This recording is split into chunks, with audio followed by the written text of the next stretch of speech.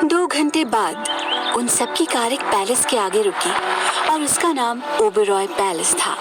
बड़े से गेट से होते हुए उन सब की कार एंट्रेंस पर आकर रुकी। गार्ड्स ने जल्दी से आकर उन कार्स का डोर ओपन किया और सब बाहर निकले।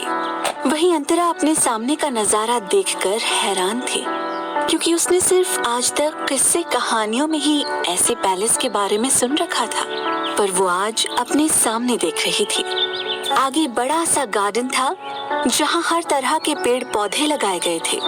उसी के बीचों बीच एक बड़ा सा फाउंटेन था जो उस गार्डन की रौनक बढ़ा रहा था। अंतरा सब कुछ बड़े ध्यान से देख रही थी। तभी बिपाशा जी प्यार से आकर अंतरा से बोली, बेटा, इसे आज से अपना ही घर समझो। अंतरा ने उनके मुंह से बेटा सुनकर उन्हें थोड़ा झिझक से देखते हुए स्माइल किया। बिपाशा जी अंतरा की झिझक कहीं न कहीं समझ पा रही थी, जिस वजह से वो उसके कंधे पर अपना हाथ प्यार से रखकर बोली, देखो बेटा, तुम्हें यहाँ जरा भी झिझकने की जरूरत नहीं है। तुम यहाँ हमारे साथ सिर्फ कुछ वक्त बिताने आई हो, जिस वक्त में तुम्हें अपनी पढ़ाई, अपने करियर पर ज्यादा ध्यान देना है। हम तुम्हें यहाँ कोई बांध कर नहीं रखेंगे। तुम हर बात के लिए फ्री हो। तुम्हें जो दिलाए तुम वो कर सकती हो, और अगर तुम्हारा मन हमें मॉम डैड कहने का ना हो तो भी ठीक है। वो तुम पर डिपेंड करता है कि तुम हमें किस नजरिए से देखती हो। तुम्हारी मर्जी करे तो तुम हमें अंकल आंटी भी बुला सकती हो। बाकी घर में मेरे 2 बेटे हैं, दोनों अपनी अपनी जिंदगी में बिजी रहते हैं। तुम्हारा मन ना हो तो तुम यहाँ किसी से कोई ज्यादा रिश्ता भी मत बनाओ। तुम समझ रही हो ना बेटा मैं क्या कह रही हूँ? बिपाशा जी अपनी तरफ से अंतरा की झिझक मिटाने की कोशिश कर रही थी। उन्हें पता था कि अभी अंतरा को अचानक से इस तरह के माहौल में ढलने से परेशानी हो रही होगी, जो कि जायज भी था। किसी अनजान से घर में अनजान लोगों के बीच रहकर खुद को उनकी तरह ढालना हर किसी के लिए मुश्किल होता है। वहीं अंतरा, जो बिपाशा जी की सारी बातें ध्यान से सुन रही थी और वो उनकी बात को समझते हुए हल्की सी स्माइल के साथ अपना सर हाँ में हिला देती है। ये देखकर फिर बिपाशा जी मुस्कुराई और वो अंदर की तरफ चली आई। सभी लिविंग एरिया में आकर बैठ गए। अंतरा भी उनके साथ बैठ गई। उसे इतने बड़े घर में थोड़ा अनकंफर्टेबल फील हो रहा था, क्योंकि वो हमेशा से एक छोटे से घर में रही थी और इसलिए यहाँ उसे अजीब लग रहा था। यहाँ सब बड़ी खूबसूरती से सजाया गया था। सभी एंटीक चीजें थीं जिनकी कीमत लाखों में थी। अंतरा ध्यान से सब देखे जा रही थी। सब उसको देखकर समझ रहे थे कि अंतरा अभी खुद को यहाँ कंफर्टेबल करने की कोशिश कर रही थी। तभी कुछ नौकरों ने आकर उन लोगों को पानी और कुछ खाने को सर्व किया। अंतरा कुछ नहीं खाती तो देविका जी उससे बोली, बेटा, आप कब तक ऐसे ही शर्माओगी? कितनी बार कह चुके हैं हम सब कि इसे आप अपना ही घर समझिए, क्योंकि अब आपको यहाँ तब तक रहना है जब तक कि आपका मकसद पूरा नहीं हो जाता। आप पढ़ लिख कर अपने दम पर एक एनजीओ नहीं खोल लेती, उसके बाद आप यहाँ से आराम से जा सकती हैं। पर हाँ, हम सबको मत भूलिएगा, बड़ी इंसान बनकर, ठीक है? देविका जी मजाक करते हुए हंसती हैं। काफी कम लोग जानते थे कि अंतरा को आखिर इस घर में किस मकसद से लाया गया था। खुद अंतरा भी अभी इस बात से अनजान थी कि उसे आखिर इस घर में क्यों लाया गया। ये राज अभी सिर्फ एक राज था जिसे कुछ लोग ही जानते थे। तभी अंतरा अपना सिर नीचे करके प्यार से बोली, नहीं दादी, आप सबकी बदौलत ही मैं उस मुकाम तक पहुंचूंगी, तो भला आप सबको कैसे भूल जाऊंगी। उसकी ये बात सुनकर सभी के चेहरे पर मुस्कान छा गई और फिर देविका जी मुस्कुराते हुए ऊपर 2nd फ्लोर को देखकर बोली, आपका रूम ऊपर रेडी करवा दिया है, आप जाइए, आराम करिए, खाने के लिए हम आपको बुला लेंगे। अंतरा ने जब ये सुना तो उसकी आंखें नम हो गईं, क्योंकि उससे आज तक किसी ने भी प्यार से बात नहीं की थी और ना ही उसकी इतनी परवाह की थी, सिवाय उसके बाबा के। पर इन अनजान लोगों की खुद के लिए ऐसी परवाह देखकर उसके दिल में उन सभी के लिए इज्जत बढ़ने लगी थी। अंतरा फिर उनकी बात पर प्यार से सभी को देखते हुए अपना सिर हिलाती है और फिर अंतरा एक नौकर के साथ अपने रूम की तरफ चली गई। तभी शिशिर जी बिपाशा जी की तरफ देखते हुए बोले, ध्रुव आउट ऑफ टाउन गया है बिजनेस के सिलसिले में, वो शाम तक आ जाएगा। अब मैं भी ऑफिस चलता हूँ। ये कहकर वो अपनी जगह से उठ गए, पर तभी उन्हें कुछ याद आया और वो बिपाशा जी की तरफ देखकर बोले, और आपके साहबजादे रात के वक्त डिनर पर हमें दिख जाने चाहिए, वरना इस बार ना आप उन्हें बचा पाएंगी और ना आपकी माँ जी। उन्होंने देविका जी की तरफ इशारा किया। देविका जी और बिपाशा जी ने जब ये सुना तो उनका मुंह बन गया और शिशिर जी ऑफिस के लिए निकल गए। दादाजी अपने ऑफिस के काम से रिटायरमेंट ले चुके थे। उन्होंने अपने सारे ऑफिस के काम को अपने बेटे और पोतों पर छोड़ दिया था और खुद दादाजी के साथ अपने बुढ़ापे के उन खूबसूरत पलों को जी रहे थे। कुछ देर में परितोष जी, बिपाशा जी और देविका जी को जाते हुए बोले, अब दोनों हमारे पोते को उसके खड़ूस बाप से बचा लीजिएगा, क्योंकि आज वो 2 दिनों से घर नहीं आया है और उसका बाप उसे बिना ताने दिए छोड़ने नहीं वाला। ये कहकर वो मुस्कुराते हुए अपने रूम की तरफ बढ़ गए। वहीं देविका और बिपाशा जी एक दूसरे का मुंह देखने लगी। इसी तरह सारा दिन बीत गया। अंतरा सबसे घुल मिल गई। उसे अब यहाँ अच्छा लगने लगा। वो एक लेडी सर्वेंट के साथ पूरे पैलेस में घूम रही थी और वो सर्वेंट भी अंतरा को चारों तरफ पैलेस में घुमा रही थी।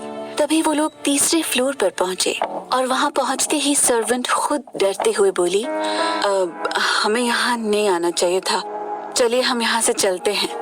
अंतरा उसे ऐसे डरते देखकर बोली, पर क्यों, ऐसा क्या इस फ्लोर पर? उसकी बात सुनकर वो सर्वेंट धीरे से बोली, वो मैडम ये छोटे बाबा का फ्लोर है, यहाँ कोई भी नहीं आ सकता, यहाँ तक कि बड़ी मैडम भी नहीं। अंतरा को ये सुनकर बड़ा ही अजीब लगा और वो कंफ्यूज होकर बोली, पर ऐसा क्यों? कोई एक ही घर में रहकर ऐसे कहीं पर आने जाने से कैसे रोक सकता है? उसकी बात पर सर्वेंट उसे नीचे ले जाते हुए बोली, मैडम छोटे बाबा का अलग ही मिजाज है, उनसे कोई कुछ नहीं पूछता, वो बहुत सख्त मिजाज के इंसान है, इसलिए आप भी अब यहाँ मत आना। अंतरा को ये बात सुनकर बहुत ही चिढ़ हुई। अंतरा ने फिर घूर कर उस फ्लोर को देखा, पर फिर उसने उस पर ज्यादा ध्यान नहीं दिया, क्योंकि उसे यहाँ ज्यादा समय तक नहीं रहना था। वो यहाँ सिर्फ अपने मकसद को पूरा करने आई थी और उसका मकसद था सिर्फ अच्छी परवरिश पाना और भविष्य बनाना। इसलिए वो यहाँ किसी से ज्यादा उलझना नहीं चाहती थी। अंतरा फिर चुपचाप उस सर्वेंट के साथ नीचे आ गई। इसी तरह शाम हो गई और शाम के वक्त अंतरा गार्डन में फूलों के पास थी और सनसेट होते हुए देख रही थी। वो अपने में ही खोई हुई थी और इस बात से अनजान थी कि कोई उसे बहुत देर से देख रहा था। अंतरा फाउंटेन की तरफ गई और पानी से खेलने लगी, पर तभी उसका अचानक से पैर फिसला और उसकी एक तेज चीख निकली। कुछ देर बाद उसे दर्द का एहसास नहीं हुआ तो उसने अपनी आंखें धीरे धीरे खोली और अपने सामने देखने लगी। वो किसी की बाहों में थी। इस वक्त अंतरा के आगे एक हैंडसम पर्सनालिटी वाला 26 साल का लड़का खड़ा था, जिसने क्रीम कलर का 3 पीस सूट पहन रखा था और इस समय उसी ने उसे होल्ड किया था। अंतरा ने उस अनजान लड़के को देखा तो जल्दी से खड़े होकर उससे दूर हो गई। वो लड़का अंतरा को देखकर स्माइल करने लगा। उसे अंतरा बहुत ही प्यारी और मासूम लगी। वो लड़का मुस्कुराकर अपने हाथ आगे बढ़ाते हुए बोला, Hey, my name is ध्रुव ओबरॉय। अंतरा नमस्ते करते हुए बोली, जी नमस्ते, मैं अंतरा हूँ। ध्रुव ने उसे नमस्ते करता देख अपने हाथ पीछे कर लिए। उसे समझ आ गया कि अंतरा काफी संस्कारी थी।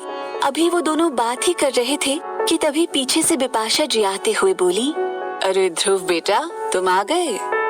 उसके बाद वो अंतरा की तरफ देखते हुए बोली, अंतरा बेटा, ये मेरा बड़ा बेटा ध्रुव है। फिर बिपाशा जी ध्रुव से बोली, ध्रुव, ये अंतरा है, ये अनाथालय से आई है। ध्रुव स्माइल करते हुए अंतरा की तरफ देखकर बोला, जी मॉम, मैं मिला अंतरा से, पर मानना पड़ेगा आप सबकी चॉइस बहुत अच्छी है।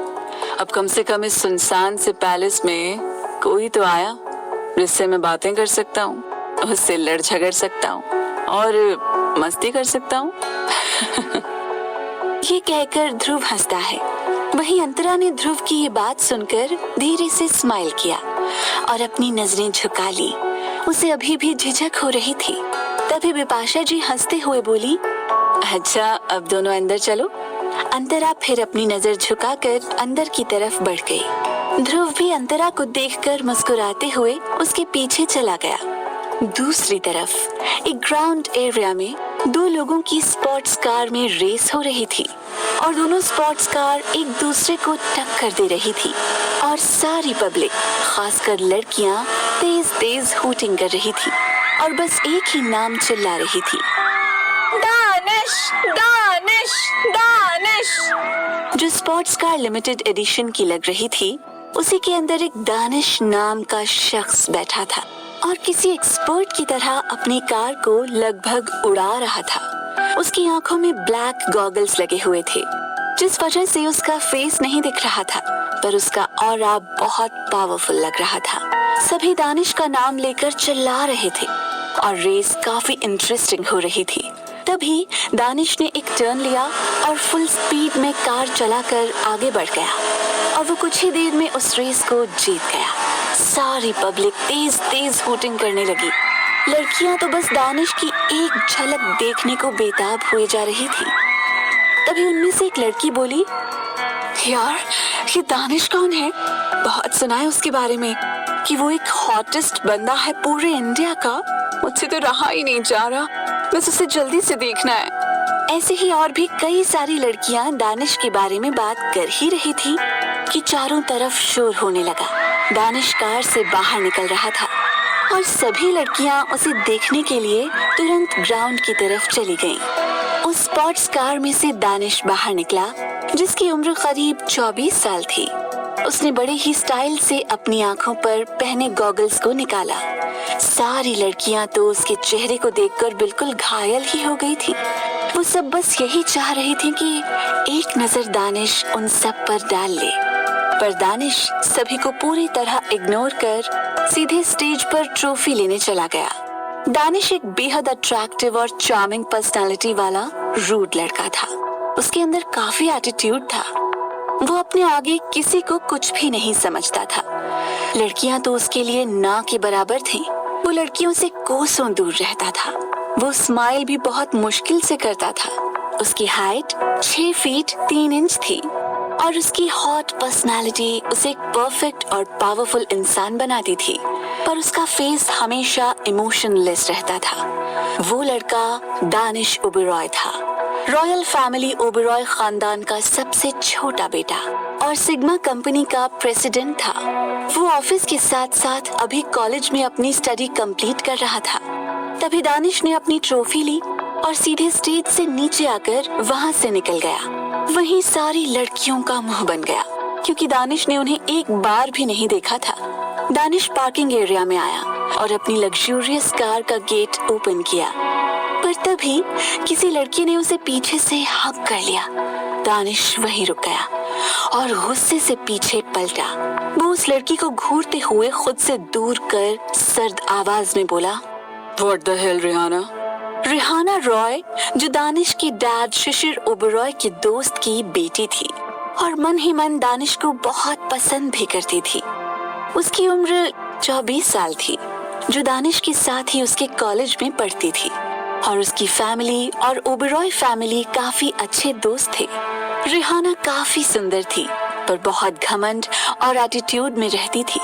रिहाना दानिश की बात सुनकर हंसते हुए बोली,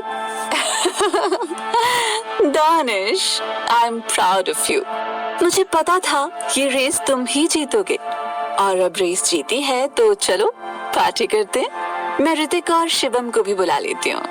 ऋतिक और शिवम दोनों दानिश के फ्रेंड और असिस्टेंट थे। दानिश ने रिहाना को कुछ पल घूरा और कुछ सोचते हुए अपना सिर हल्के से हाँ में हिला दिया और फिर दोनों क्लब चले गए। क्या होगा जब दानिश और अंतरा की मुलाकात होगी? क्या इतने बड़े परिवार के बीच अपनी लाइफ खुलकर जी पाएगी?